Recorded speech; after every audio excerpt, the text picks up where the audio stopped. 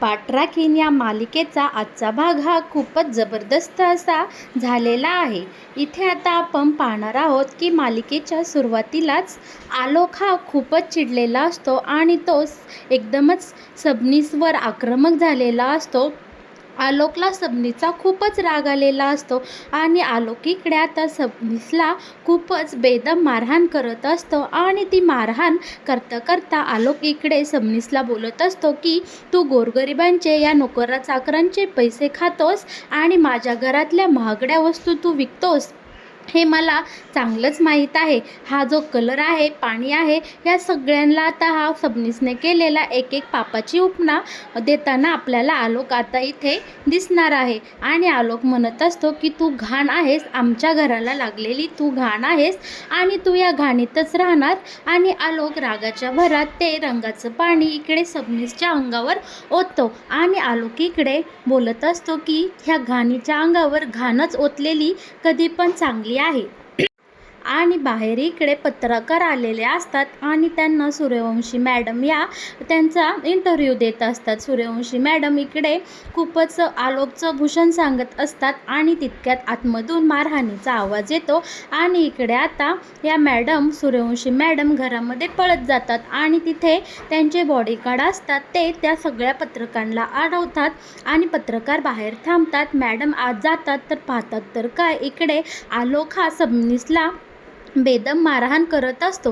तेव्हा इकडे आता सूर्यवंशी मॅडम म्हणतात, आलोक हा काय प्रकार आहे, कशाला मारत आहेस तू त्याला. तर इकडे आलोक म्हणतो, तू इथे कशाला आली आहेस, ही बाई मला माझ्या डोळ्यासमोर नको आहे, तू बाहेर हो, आत्ताच्या आत्ता बाहेर जा.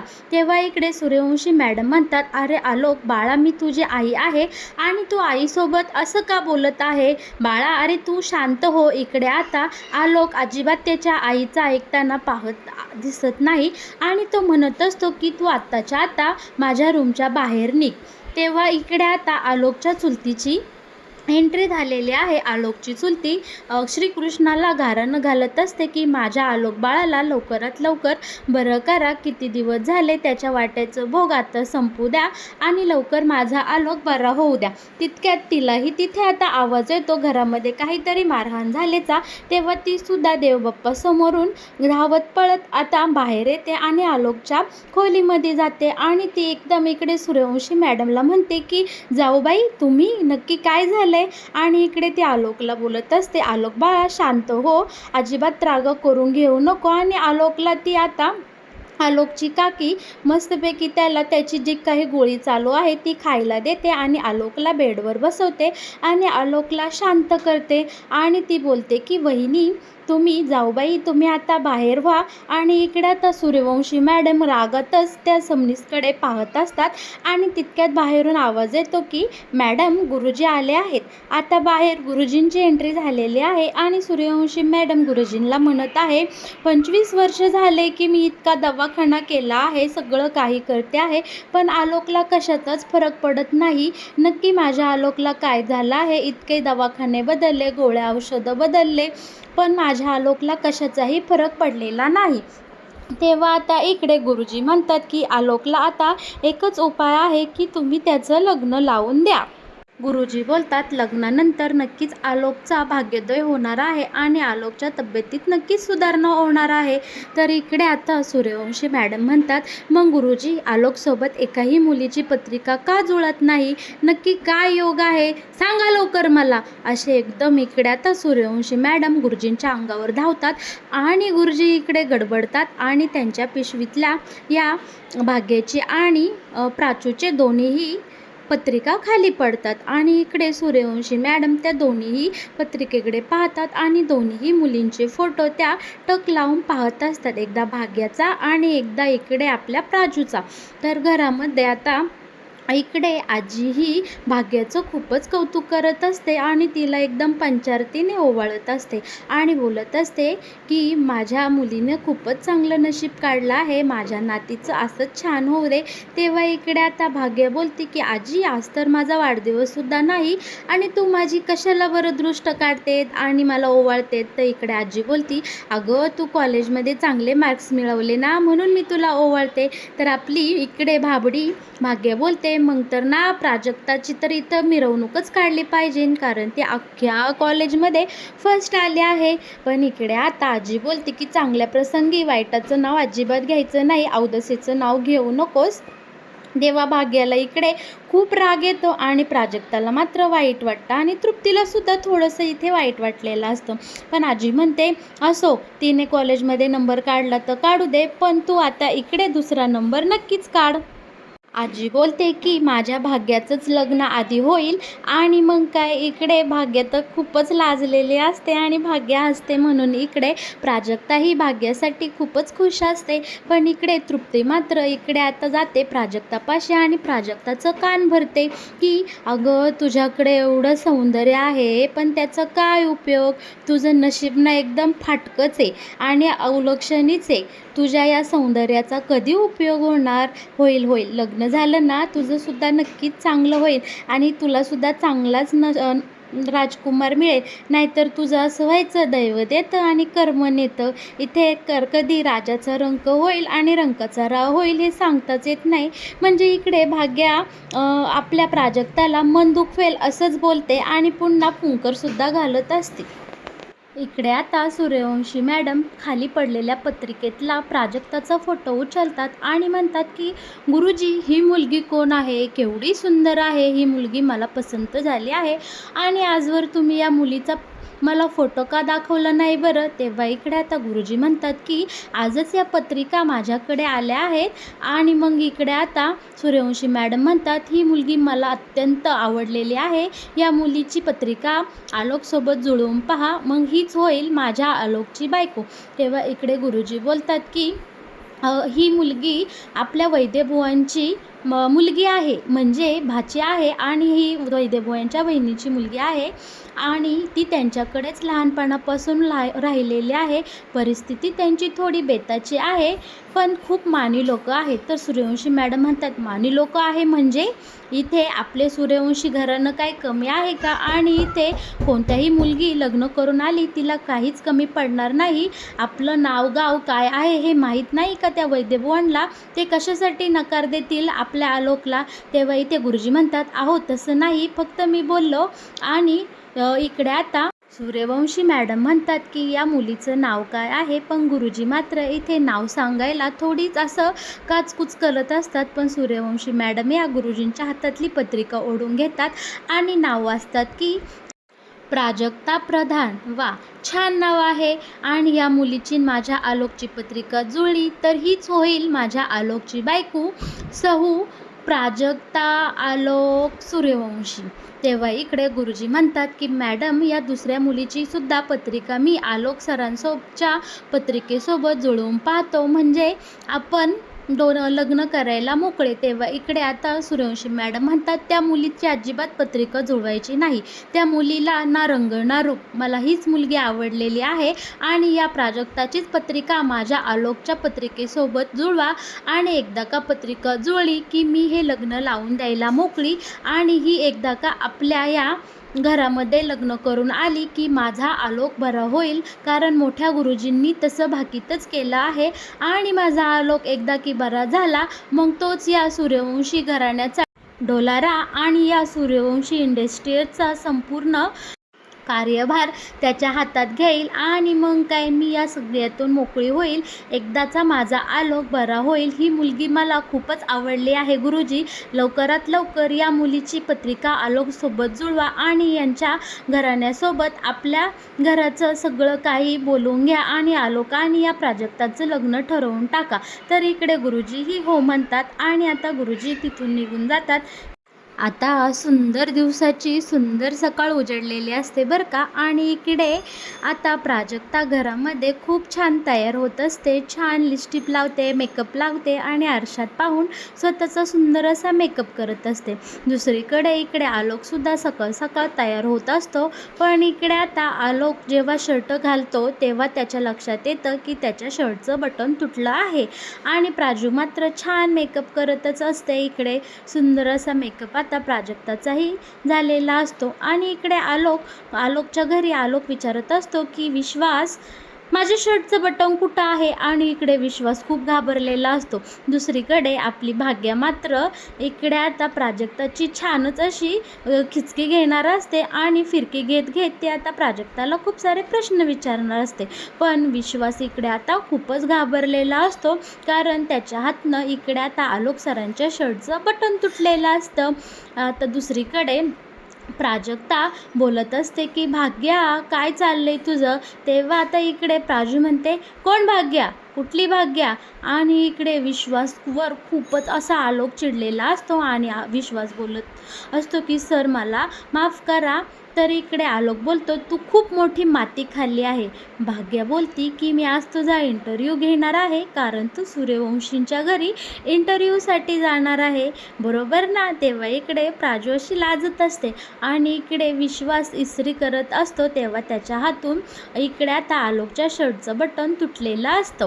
पण इकडे आता आलोक खूपच तमाशा करू लागलेला असतो आणि तो बोलत असतो, तू माती खाल्ली आहे, आणि तो एकदम खिचकून विश्वासवर जातो. पण इकडे आता सूर्यवंशीच्या घरात सकाळी सकाळी नवीन तमाशा सुरू झालेला असतो आणि इकडे आलोक बोलत असतो, यांनी माझ्या शर्टचं बटन तोडलं. तेव्हा आता सूर्यवंशी मॅडम घाईघाईने आलोकच्या रूममध्ये येतात आणि तो म्हणतो की तू इथे कशाला आली आहे? आत्ताच्या आत्ता घराबाहेर निघ, आत्ताच्या आत्ता माझ्या रूम बाहेर निघ. ही बाई इथे कशासाठी आलेली आहे? आणि इथे आता आलोक खूपच पॅनिक होतो. आणि दुसरीकडे इकडे वैद्यभुवांच्या घरी आता भाग्या ही छानपैकी प्राजक्ताचा इंटरव्ह्यू घेत असते. मग तुम्हाला लहान मुलं आवडतात का? तर इकडे आता प्राजू म्हणते, हो मला आवडतात ना लहान मुलं. तुम्ही आमच्या सूर्यवंशींच्या घरी कशासाठी आला आहात? मी इथे मला एक जॉब पाहण्यासाठी आले आहे. तुम्हाला लहान मुलांचं ट्युशनसाठी एक मॅडम पाहिजे होती, त्यासाठी मी इथे तुमच्याकडे जॉब मागायला आले आहे. आणि मला लहान मुलं खूप आवडतात आणि त्यांचा अभ्यास घ्यायलाही मला खूप आवडतं. मी माझे 100% प्रयत्न करेन की तुमच्या मुलांना छान वळण लागेल आणि ते हुशार होईल. आणि इकडे आता भाग्या एक एक करून आपल्या प्राजक्ताला प्रश्न विचारत असते आणि प्राजक्ता त्या सगळ्यांची एकदम हुशारीने उत्तरं देत असते. आता सूर्यवंशींच्या घरामध्ये इकडे प्रीतीची एंट्री झालेली आहे. प्रीती घरातल्या कामगारांना सांगत असते, हा इथला टेबल उचला आणि दुसरीकडे ठेवा. तेव्हा त्याच वेळी इथे सूर्यवंशी मॅडम येतात आणि बोलतात की प्रीती, मी काय ऐकलं आहे, तू इकडे ट्युशनसाठी एक मॅडम घरी बोलवल्या आहे आणि तू कोणाला विचारून हे असं वागलीस? तेव्हा इकडे प्रीती बोलती की आपण आता जेवढ्या इतरांच्या घरी जातो तेव्हा सगळ्यांच्याच घरी मुलांना शिकवण्यासाठी मॅडम येतातच ना, म्हणून मी माझ्या मुलांसाठीही एका ट्युशन टीचरला बोलवायचं ठरवलं आहे. तेव्हा इकडे सूर्यवंशी मॅडम म्हणतात, कुणाला विचारून तू हा निर्णय घेतला आणि तुला दुसरं काम काय आहे? तू तुझ्या मुलांना घरी शिकवू शकत नाही का? म्हणे मला ट्युशन टीचर बोलवायचे आहे घरी. इकडे सूर्यवंशी मॅडम प्रीतीला खूपच बडबड करतात. पण प्रीती म्हणती, आपल्या आजूबाजूला राहणाऱ्या सगळ्यांच्याच घरी ट्युशन टीचर येतात आणि मुलांना छान शिकवून जातात आणि आपण तर सूर्यवंशी आहोत ना, मग आपण बोलावू शकत नाही का टीचरला? पण इकडे आता सूर्यवंशी मॅडम खूपच चिडलेल्या असतात की तुला दुसरं काम काय आहे? मला हे अजिबात पटलेलं आहे आणि तू या कोण टीचर येणार आहे त्यांना अजिबातच बोलवायचं नाही. इतक्या वर्ष मी या सूर्यवंशी घरामध्ये बाहेरचा एक माणूसही येऊन दिला नाही. साधी एक चिटपाखरू किंवा साधी माशीसुद्धा बाहेरची मी घरात येऊन दिली नाही आणि तू चक्क अख्ख्या ट्युशन टीचरला घरी बोलावलंस. जर बाहेरचं कुणी आपल्या या घरी आलं आणि इतक्या वर्ष मी आलोकचं जे काही सत्य या संपूर्ण जगापासून लपवून ठेवलं आहे ते बाहेर आलं तर? आणि तुला अक्कल आहे का गं थोडी? कोणाला विचारून तू हा निर्णय घेतला आणि बाहेरच्या ट्युशन टीचरला आपल्या घरी बोलवलेलं आहे? आत्ताच्या आत्ता तू हे सगळं थांबव, नाहीतर माझ्यासारखी वाईट बाई नाही. आणि इकडे आता सूर्यवंशी मॅडम खूप खूप चिडलेल्या असतात आणि प्रीती खूपच घाबरलेली असते. आणि दुसरीकडे मात्र आता भाग्या आणि प्राजक्ता एकमेकींसोबत खूपच छान अशा गप्पा मारत असतात. भाग्या ही प्राजक्ताला खूपच चिडवत असते की तिकडे आलोक सूर्यवंशी तुझी वाट पाहत असेल आणि तुझं हे सौंदर्य पाहून तो तर तुझ्यावर फिदाच होणार आहे आणि तो तुझ्यावर लाईनच मारणार आहे. आणि इकडे प्राजू मात्र खूपच छान लाजत असते. तेव्हा तिथे आता तृप्ती येते आणि तृप्ती बोलते, काय चाललंय मुलींचं गडगड गुपित? तेव्हा इकडे आता भाग्या बोलते, काही नाही, तुझं काय काम आहे इकडं? तेव्हा तेव्हा ती म्हणते, नाही इकडे आता प्राजक्ताने खूपच छान मेकअप केला आहे, तू ना जरा त्याच्यावर लाल शेडची लिपस्टिक लाव, अजून सुंदर दिसेल, म्हणजे कसं जरा कॉन्फिडन्स येईल. पण इकडे आता तृप्तीचं बोलणं भाग्याला कळतं. तेव्हा इकडे भाग्या बोलती की हो का वहिनी, तू तर रोजच लाल कलरची लिपस्टिक लावते, तुझा कॉन्फिडन्स कुठं जातो गं, का सारखी वेंधळेपणाने वागत असते, बोलत असते. तेव्हा इकडे वहिनी बोलते की नाही, लाल कलरची लिपस्टिक लावली ना माणूस खूप सुंदर दिसतो आणि आपल्या सौंदर्यास काही वेगळीच भर पडते, आणि सौंदर्याचा तुझा तर काय प्रश्नच नाही आहे लांब लांबपर्यंत. आणि इकडे आता तृप्ती भाग्याला तिच्या सौंदर्यावरून टोमणा मारते, पण भाग्य आपली खूपच गोड दाखवलेली आहे. ती लगेच तृप्तीला उत्तर देते की बरं, इंटरव्ह्यूमधलं तुला कळण्यासारखं तू किती इंटरव्ह्यू दिलेत गं, कशाला आली इथं बोलायला, त्यातलं आपल्याला कळत नाही ना, त्यातलं काहीच बोलू नये माणसाने. आणि हो, जा पटकन प्राजूसाठी एक कप चहा करून ये, आणि हो जरा कॉन्फिडन्स राहा आणि तिथं काही गोंधळ घालू नको. तेव्हा इकडे मग आता तृप्तीसुद्धा भाग्याला बोलते की हो, एका मुलीची जीभ कशी चुरू चालतेत ना, अगदी आईवर गेली आहे, हो की नाही प्राजू. इकडे सूर्यवंशी मॅडम प्रीतीला एकदम खडचावून सांगतात की सगळ्या जे काही इंटरव्ह्यू द्यायला मुलं येतील त्या सगळ्यांना रिजेक्ट करून टाकायचं, आणि या सूर्यवंशी घरामध्ये अजिबात बाहेरचं एकही माणूस येता कामा नाही. प्राजक्ता इंटरव्ह्यूसाठी जाणार असते, त्यासाठी इकडे भाग्या 100 रुपये प्राजक्ताला देते आणि सांगते की रिक्षाने ये आणि रिक्षाने जा, स्वतःची काळजी घे. भाग्या इतकी काळजी इकडे प्राजक्ताची घेत असते तर प्राजक्ताचे डोळे भरून येतात आणि सांगते की प्राग्या, तुला कोणाची नजर ना लागो, आणि हो आपल्या नात्यालाही कोणाचीही नजर लागायला नको, आपण नेहमी एकत्र सोबत राहूया. मी तुझी पाठराखीण बनून येईल आणि तू माझी पाठराखीण बनून येईन. लग्न झाल्यावर सुद्धा आपण एकमेकींसोबत असंच राहूया, आणि कोणाची म्हणजे कोणाचीही घाणेरडी नजर आपल्या या दोघींच्या मैत्रीला, दोघींच्या प्रेमाला अजिबात लागायला नको. आणि दोघी एकमेकींना छान कडकडून मिठी मारतात. सकाळ सकाळची वेळ असते, त्यामुळे प्राजक्ताला चहा प्यायचा असतो, त्यासाठी ती इकडे किचनमध्ये आलेली असते.